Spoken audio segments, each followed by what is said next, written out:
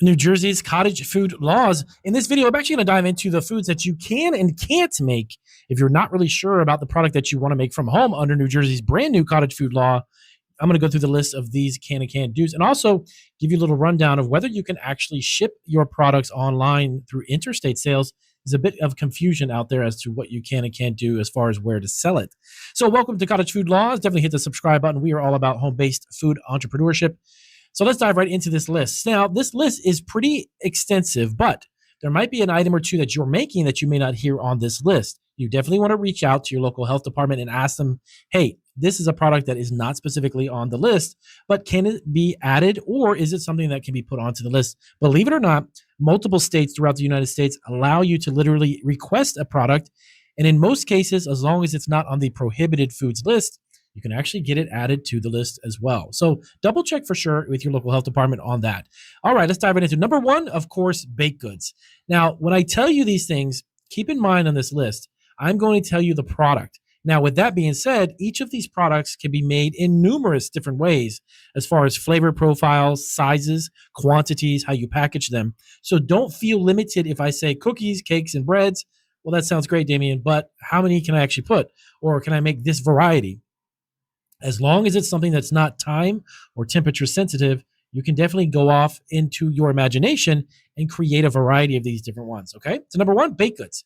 You got breads, cookies, cakes, and muffins, of course. Those are definitely items that are not time or temperature sensitive as well. Number two, candies like confections. This would be like fudge, brittle, candy nut brittles, chocolates and such. Those are also not a time or temperature sensitive. Of course, chocolate is something that you don't want to obviously sell in the middle of summertime. It could melt, but for safety reasons, chocolate is not necessarily on the list of prohibited items. Number three, fruit pies and pastries. Number four, you've got jams, jellies, and preserves. Must use a very high acid fruit, by the way. That's one of the stipulations under New Jersey state law, is that you need to definitely have something with high acid fruits. Number five, you could do granola, trail mix, and cereals. Now, trail mix and granola is a hugely popular item, especially if you've got a unique twist or unique flavor profile on that. You definitely want to offer that as well. You got dried herbs, seasonings, and spices come in at number six. Number seven, popcorn and popcorn balls. Those are hugely popular at any farmer's market and festival and any type of food outing. People love those as snacks as they walk about and do the different things that they do at those events. Number eight, coated and uncoated nuts. Now, this could be like you can season them, you can coat them in chocolates, you can coat them in a variety of toppings. But these foods would be considered low risk as they do not require time or temperature control for safety purposes.